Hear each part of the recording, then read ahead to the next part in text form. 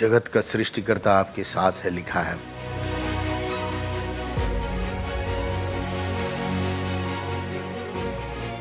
मरकुस का आखिरी अध्याय 16वां अध्याय उसके 20वें में लिखा है, और उन्होंने निकलकर हर जगह प्रचार किया और प्रभु उनके साथ काम करते रहे, और उन चिन्हों के द्वारा जो साथ साथ होते थे वचन को दृढ़ करता रहा। वही प्रभु आपके साथ है। तो निकलकर वही कार्य, एक जिन्होंने प्रभु को ग्रहण किया उनको सब बातें जो प्रभु ने हमें सिखाया मानना सिखाएंगे, एक एक विषय। लूका रचित सुसमाचार जो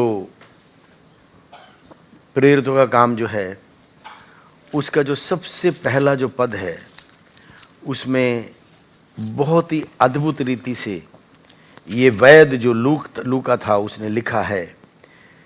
कहता है उन सब बातों के विषय में लिखी जो यीशु आरंभ से करता था और सिखाता था। कहता है जो कुछ हमने उसे करते हुए देखा और जो कुछ उन्हें सिखाया मैंने उसका विवरण लिखा है। तो मुझको और आपको पहले जो कुछ हमने उसके वचन से पाया है उसको हृदय की पट्टिका पर केवल लिखना नहीं, हमें गोद गोद कर उसके अंदर जिस तरह गोदते हैं, सिलबट्टे की गुदाई ना हो उसके ऊपर तो वो अपना काम नहीं कर सकता है। हृदयों के पट्टिका पर आज गुद जाने पाए, उसका वचन गुद जाने पाए, सोते जागते उसका वचन हमारे मुंह से निकलने पाए।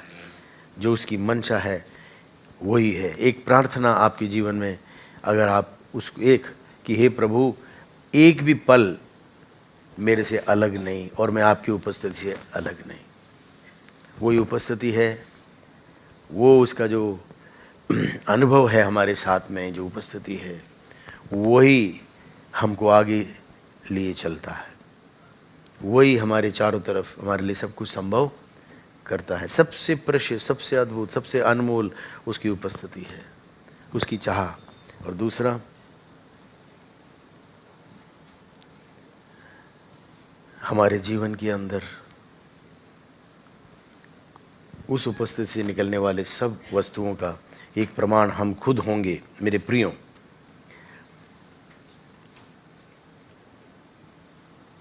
ये दोनों पद आप स्मरण रखना। 28 का मत्ती 28 का 6, 28 का 20 और मरकुस 16 का 20, और वो अपने मन में अंकित किए रहना। प्रभु आपको आशीष दे। ठीक है। हर एक गवाही, जैसे मैंने बोला, वो इस बात का प्रमाण है कि यीशु जीवित है, और परमेश्वर पिता का प्रभु यीशु के हृदय के सबसे निकट जो विषय बना हुआ है वो है हमारी आपकी चंगाई, छुटकारा और भलाई। जो लिखते हैं ना शालोम, लिखते हैं वो भलाई, वो परिपूर्णता, वो संपन्नता हर एक एरिया के अंदर, जीवन के हर एक भाग में, वो व्यक्तिगत जीवन में, परिवार जीवन में, आर्थिकता में, हमारे भावनाओं में, हर एक विषय के अंदर एक स्वर्ग का सा वातावरण। न स्वर्ग में दुख है, न वहाँ बीमारी है, न वहाँ पर गंदा कोई लाछन है या कोई निर्धनता है, कुछ नहीं है। वही अनुभव पृथ्वी पर। मेरे साथ बोले, हे प्रभु, हे पिता, जैसे आपकी इच्छा स्वर्ग में पूरी होती है ऐसे ही पृथ्वी पर, इस मिट्टी में, इस जीवन के ऊपर, इस जीवन में, इस मिट्टी में पूरी होने पाए। एक आपकी इच्छा यह है कि प्रभु बस आपकी उपस्थिति मेरे साथ, मैं आपकी उपस्थिति बना रहा हूं। दूसरा विषय, परमेश्वर की सिद्ध इच्छा आपके जीवन में पूरा हो। मेरे प्रियो, वो जो सिद्ध इच्छा का जो दायरा है, जो वो एक ऐसा केंद्र बिंदु है जो आपके जीवन में सबसे सुगमता की अवस्था, वो निश्चिंता का है, वो चिंता रहित है, वो संपन्नता का है।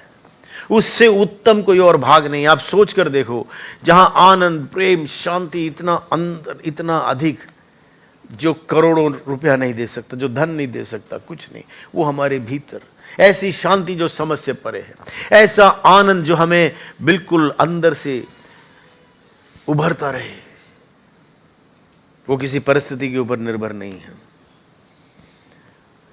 प्रिय जवान भाई, प्रिय जवान बहन, माता पिता, बुजुर्ग, सब एक प्रार्थना प्रभु मैं आपकी उपस्थिति में।